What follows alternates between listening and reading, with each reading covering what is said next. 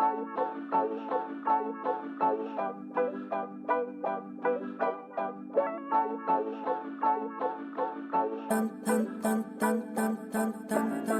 you believe art can change the world? So do I. On this show, we meet artists whose work is doing just that. Welcome to Art Heals All Wounds. I'm your host, Pam Uzel.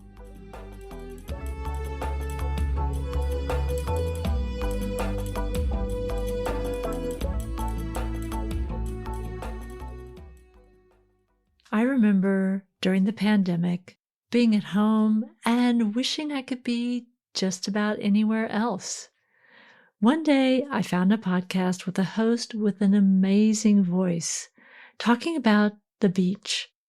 This podcast is called The Beach Speaks, and it's hosted by Paige Friend, who lives next to the beach in Florida. Every episode, she either has guests who talk about their connection to the beach or solo episodes talking about the role of the beach in her life and how important her connection to it is. And not just like, oh, she loves the beach, but the beach is how Paige understands herself and the world. At the end of each episode, Paige says, "The beach is speaking. Are you listening?" Each time I thought, oh, I wish I could be at the beach right now listening to it speak. At a certain point, I realized that I was missing the message of the podcast. What part of the natural world inspired me and centered me and healed me? That could be almost anything, even wildflowers pushing up in the yard, attracting bees and butterflies. Because of listening to this podcast, I started spending more time in the redwood groves here in Oakland and noticing that these majestic trees and the stream flowing through them were also speaking, if I listened. This past month, with Hurricanes Helene and Milton hitting Florida and other parts of the Southeast, I thought and worried about Paige a lot. I'm happy to say that Paige is safe. I'm sharing this conversation that she and I had well before the hurricanes hit.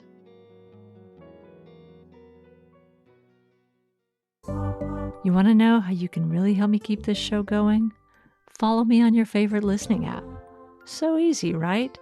And if you really want to give the show a boost, leave me a 5-star rating or review. Hi, Paige. It is really great to be seeing you this morning and talking to you. Thank you for coming on to Art Heals All Wounds. Can you introduce yourself and tell people who you are and what you do? Absolutely. It is a pleasure to be on your podcast, Pam. You were a wonderful guest on my podcast, which is The Beach Speaks, and it's a podcast about sharing stories about the beach and our connection to it. And you had a lovely story about your memories of the beach here on the East Coast and then being on the West Coast and the difference between it. And I was really delighted that you asked me to come on and talk about how the beach speaks to me and all that's involved. Well, it's interesting. I first heard your show during the pandemic, and that was when one of the few places we could really go were the natural spaces that we could find outdoors. And I'm not far from a beach, but I'm also not right next door. But you made me think about the natural world of so many places. Like, where do I go to get rejuvenated? And what I would feel like if those spaces were to disappear. And I just thought this podcast is so translatable into any natural space that really is your space. Yeah. I like to say, if you can't get to the beach, I'll bring the beach to you. And the beach doesn't necessarily have to mean the physical beach. It's what the beach means to you and what it represents. And so sometimes when you can't be at the beach, just the sound, I put the sound of waves in my episodes. So at least you have that to kind of tune into. And I like to think that my voice will help soothe and calm you if you're needing a little of that in your life. I live just a few blocks from the beach, and it wasn't always so.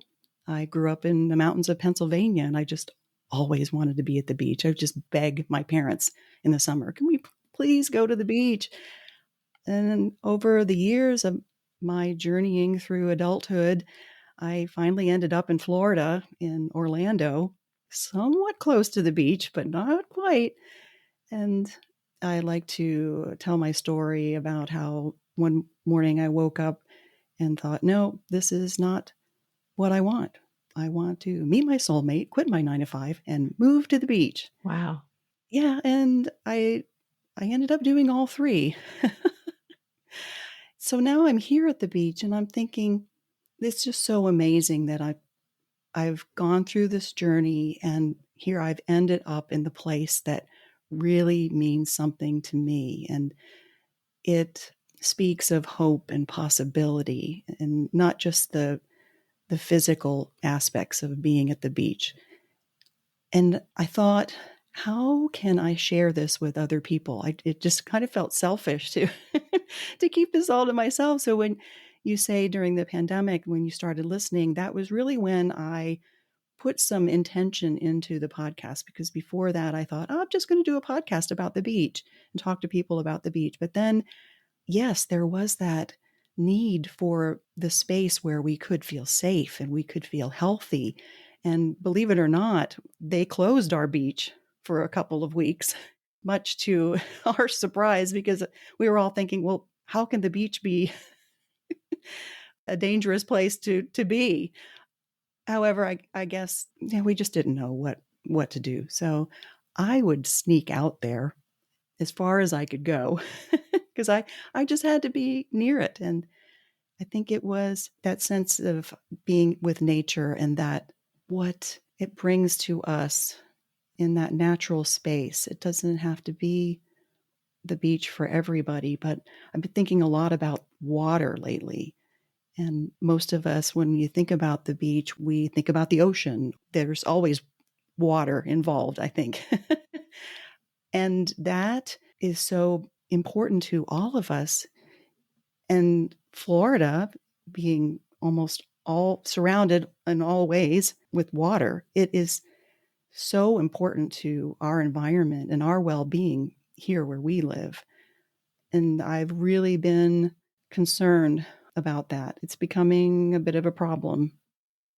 Right. Well, I would love to hear more about that concern because, yeah, I mean, in Florida, there's obviously the flooding issues, there's the loss of the sort of natural protection against floods, against storms. There's like this major tension almost between freshwater and saltwater. You live there, so I would love to hear more what concerns you. Well, certainly what came to my attention, it's interesting when you don't live at the beach or where you don't live near a waterway that is important to the environment. If you live in the city or in the Midwest or in the mountains, you don't really think about these things as much. But the plastic, single-use plastic in the ocean, that became really important to me once I got here because I would see the garbage that came up. We like to think that we take care of our beaches, and I think the people here that live here, we're cognizant of picking up our trash and all of that. But still, and 4th of July is coming up, and the day after the holiday, there's just so much trash on the beach. Hundreds of us get out there and start picking things up. But the single-use plastics that were invading our waterways certainly became an issue for me. We have a woman that I interviewed early on in my podcast that watched that movie, A Plastic Ocean, and was so upset. And she thought somebody has to do something about that. Why are we doing anything about that here in our community?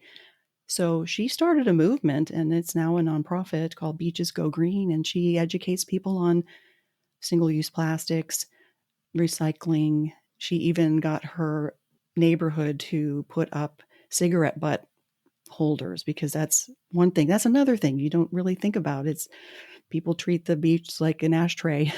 They just throw their cigarette butts in. And that is really detrimental to the ecosystem.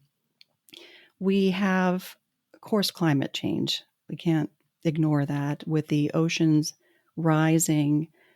It's just a minute amount every year, but as it rises, we think, oh, well, that's, in the north, the ice flows and all that are starting to melt, but it affects the ocean rise down here in Florida, and parts of Miami are going to probably be underwater not too soon.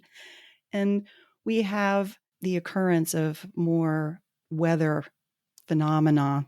Hurricanes are stronger, which erode the coastline. It's not something that's unusual to Florida. We have hurricanes, such as other places have their issues with the climate.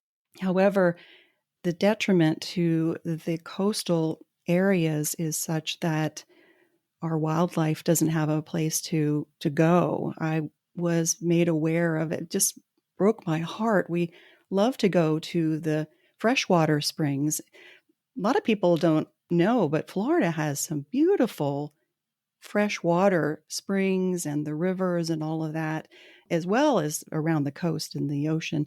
And we love to go kayaking, and the manatees all congregate at this one spring that we went to go to. We brought a friend from who had lived in Nevada and no, sorry, Arizona, and he wanted to experience the manatees. So we said, "Oh, there's this great place, and they all gather together, and you can just paddle around with them, and it's great." So we went. We were all excited. There were no manatees, and usually there's like hundreds of them. And we were looking at each other, and I felt so bad for Josh. I said, "I'm sorry, but this is not the usual thing." Somebody had said, "Well, there are two. If you paddled maybe another half a mile down the river, they're tagged. They have a little tag, and they're kind of swimming around in this one little cove if you want to see a manatee." So we paddled down there, and we got close, and there was a gentleman on the edge of the water. Look, and he was telling us about these two manatees. He said, "Yeah, they just released them from the aquarium where they had been rescued. And so now that they're better, they tagged them so they could track them. And they were hoping that then they would swim down the river and join all their manatee friends, and then that they would all go together." But every time these two manatees would move out of the cove, the people would scare them and they'd swim away. I just felt so bad. I thought, we don't want to scare them. And also, they were running out of food to eat. And that was one reason they all kind of went off and into the ocean, because there had been hurricanes and they eroded the seagrass, and they just were running out of food. So they had to leave that area earlier than we expected. So that personally just, it broke my heart to think. And I thought, what are we going to do with these two manatees that are stranded? I guess they were going to bring them back to the aquarium. I don't really know. It's really kind of sad. Wow. Yeah. We have things like red tide, which occurs mostly in the Gulf waters. It's as the waters get warm, and we have a lot of fertilizer that comes into our water system through the rivers. And it's not necessarily just on the coastline. I mean, you don't think about the farms and all of that are further inland, but we have the fertilizer coming into our water system, and that just helps to foster the algae that normally grows during that time to produce more and more and more until it basically takes the oxygen away from the fish and all that. And it just becomes a huge problem. The fish are dying. It becomes a respiratory problem for people breathing in this air.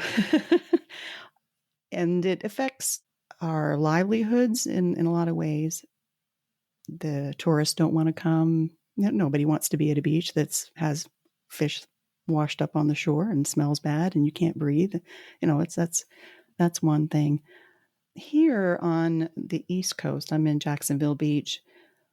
We don't have so much of that as I think the weather phenomenon we have that will erode the beach and the dunes. And certainly that is something we're concerned about for our sea turtle population.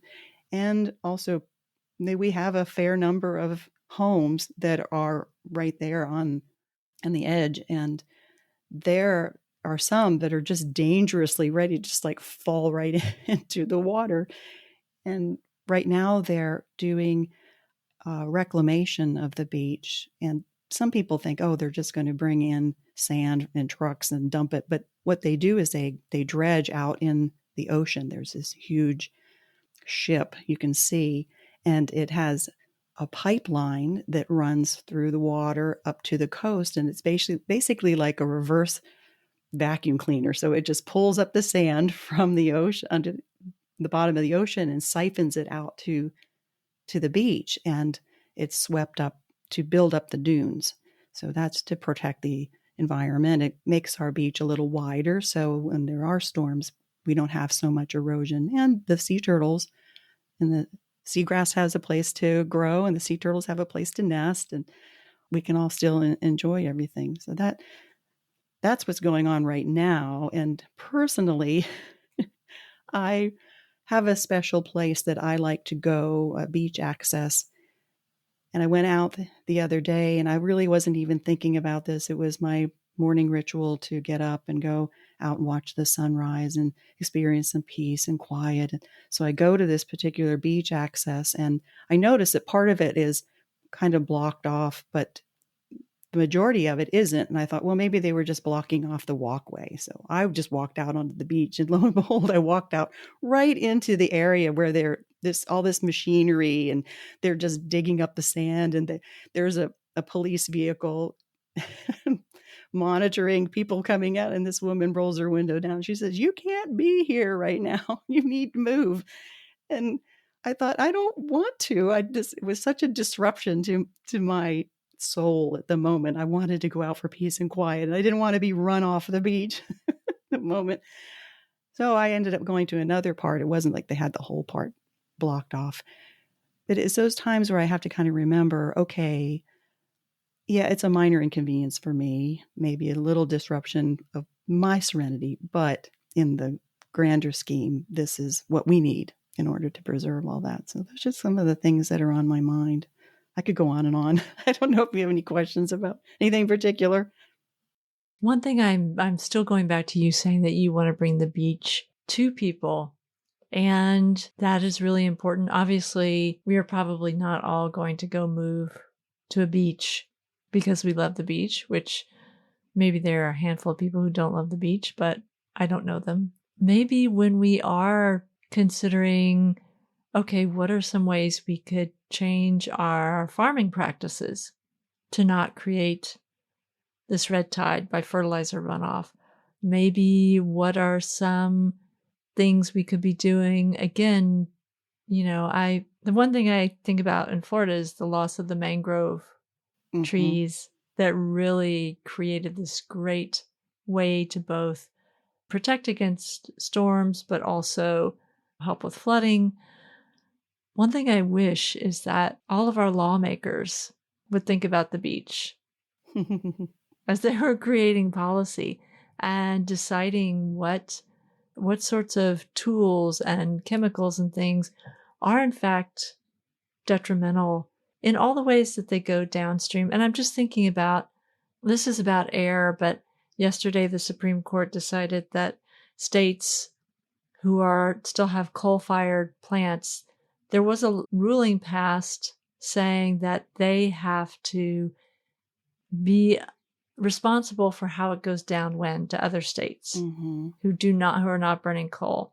And the Supreme Court struck that down and said, nope, burn it all you want. And so other states who perhaps are trying to have cleaner energy are still going to get the effects of pollution. And I feel like, yes, the beaches may seem like a small sliver of our reality, but in fact, everything is interconnected. Absolutely. So I do like this goal of bringing the beach to people. And what I like about your show is that you have people share really sort of formative experiences at the beach. That's what I like about your show, but I'm also just wondering about what you feel these formative experiences might do for people. I was thinking about, why do we love the beach so much? Like you said, you don't know too many people when you say something about the beach. Almost everybody I know says, "Oh, I love the beach," or they have some recollection of a beach visit, even if it was just one time, or people who have actually never been and just are dying to go. And what it means to me, I think I spoke earlier about it being a larger sense of hope and possibility, because there is that feeling you have when you step out into the sand and look out over the horizon. Or, I mean, even if you're on the West Coast and it's a bunch of rocks and you have all that ocean spray and it's cold, but you're not. But still, looking at the horizon and feeling that energy and all that's possible, because you just see out into infinity almost. And for me, I had such a desire to be here. I had to make it happen. I had to imagine that possibility, and in order to make it happen, thoughts are things. I had to get my mindset on, yes, I can do this, because a lot of people say, oh, I would love to be at the beach, I would love to live at the beach, but someday, or I'll never be able to do that. Well, for me, there was no someday. It had to be today. And in order to do that, I had to kind of form that mindset. So I like to help people connect through their stories about the beach. And that kind of puts your mind there, even if you can't be there. A lot of people say, I love to go to sleep with the sound of the ocean. And why is that? Because the beach and the water, there's the sound that resonates with all of us. And I keep thinking about water and the ocean, especially the benefits of being in or near or on water. The blue mind, as Wallace J. Nichols wrote about in a book that has been very informative to me lately, how it feel the salt in the air, the negative ions, the physical benefits are immense. The repetition of the sound of the waves, our brains just like to hear that repetition. It makes us feel safe and soothing. So whether you're just listening to it or you're actually physically out there watching the waves, and I think most people who have been in the ocean or the Gulf or wherever, a lake that has waves, you could just feel that energy. We're mostly water, our bodies, and we were born in water. It's just that sense of peace and calm and connectedness. I think that the beach and brings to me a sense of being connected with myself, connected with others, with my community, and connected with the well-being of the world, because we certainly are a part of this big globe that is mostly water. And the beach Right. is not just here in Florida, it is all over the world. I love that you said we were born in water, and we were. And some of our relatives never left the water. Some left and went back. When we think about the fact that in all of wildlife are our cousins, Mm-hmm. really. And would you treat your cousin's home, the way that we sometimes treat the ocean? And then also that it is our ancestral place, is the ocean. Yeah, yeah. I also love you said thoughts are things. And I think that that's a really important thing to think about Mm-hmm. in talking about climate change and the environment, is that we have to think it first Mm-hmm. in order to prevent any more damage. I mean, we've gone past, we should have been phasing out fossil fuels and plastics several decades ago. We didn't. But how are we, meaning all living creatures, going to survive on this planet from here on out? Yeah, yeah. It's almost like out of sight, out of mind. Well, it's not in my backyard, so I'm not really too worried about it.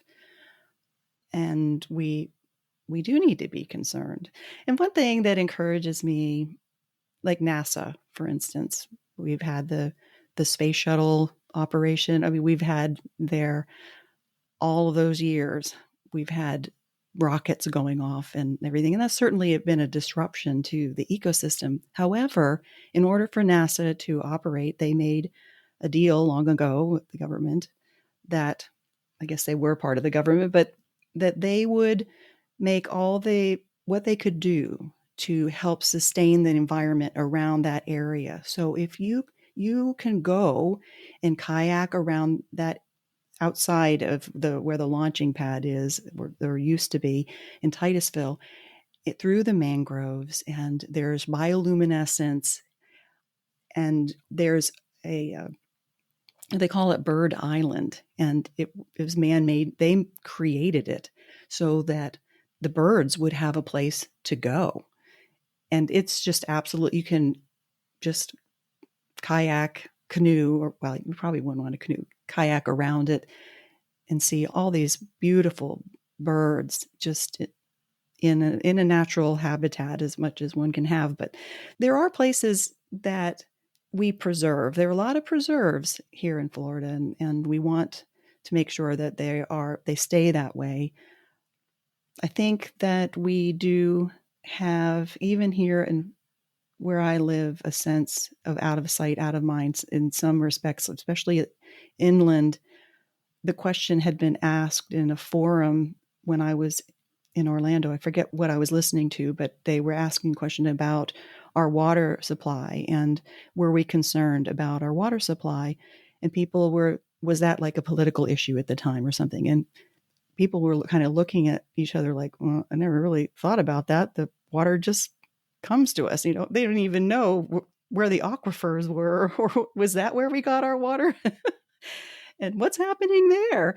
We need to keep it present in mind. And I hope that with the podcast, and that I really want it to be something where you can listen to and be reminded of the time you've spent at the beach and what it really means to you. And then maybe it'll bring into your mind, oh yeah, the beach, the ocean life. And then we really do need to preserve that. We need to be cognizant of keeping that, not just for our benefit, for some nice place to go, but really for the health and our well-being and the well-being of the planet. Right. Yeah. Right. And that we're connected. When people tell their stories about the beach, and I'm sure you, in listening some of the episodes, you've been able to relate to, oh yeah, I remember, or that reminds me. And that's one of the things I love about it, is it connects us. There's just something about the beach and everyone's story about it that you can connect to. And then you feel that greater connectedness.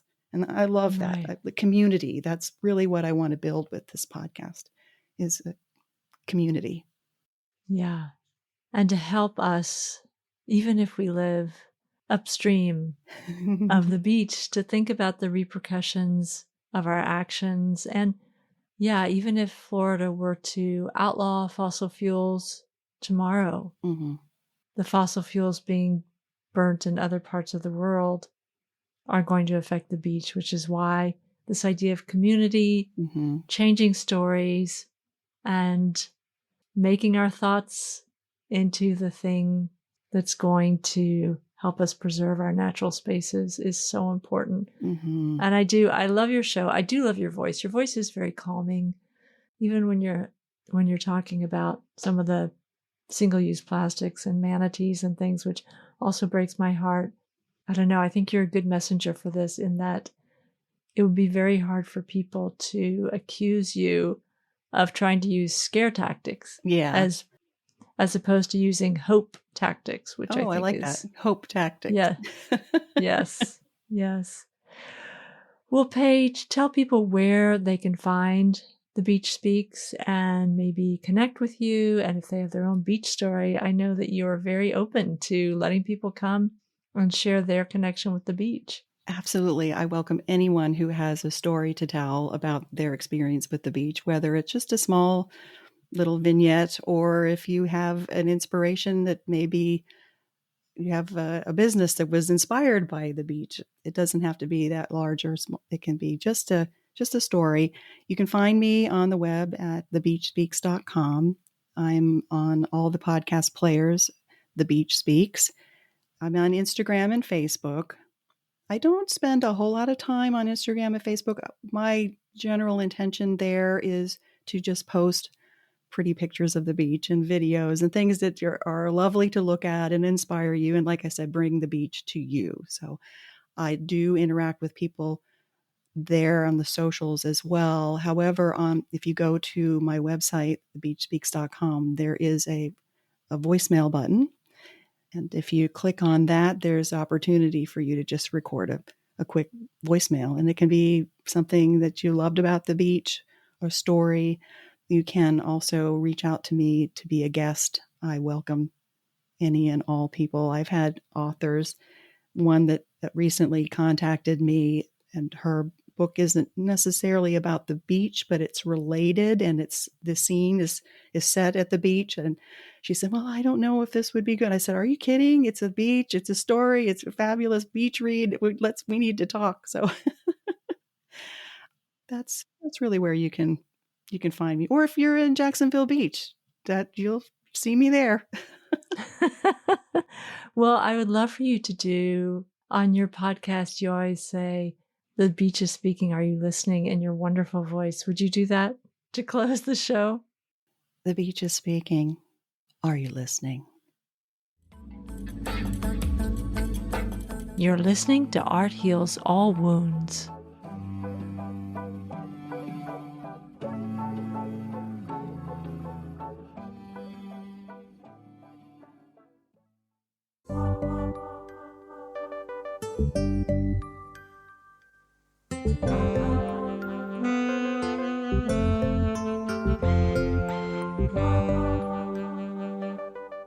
Thank you so much to Paige Friend, host of The Beach Speaks, for sharing her thoughts and experiences living next to a beach during these times. Last year, I took a cross-country trip from Miami to the Bay Area, and as I drove through Florida, I just kept thinking, wow, it's so beautiful here. Not just the beaches, but places like Tallahassee, a city I'd never been to before, which turned out to be one of my favorite places that we stopped. If you've never driven across country, I highly recommend it. It's a great reminder that we are all in this together. And wherever we live, we're all upstream from the beach. And the beach is speaking. What's speaking to you these days? Is nature or creativity helping you heal? I'd love to hear your story and share it on the show. If you go to my website, arthealsallwoundspodcast.com, you'll see a place where you can leave a voicemail. If you feel able to, you can also leave me a donation to help with expenses on this show. Just click on the Buy Me a Coffee at the top of the page. This show is completely independent, so anything you leave helps me a lot. Thanks for listening. The music you've heard in this podcast is by Ketsa and Lobo Loco. This podcast was edited by Eva Hristova.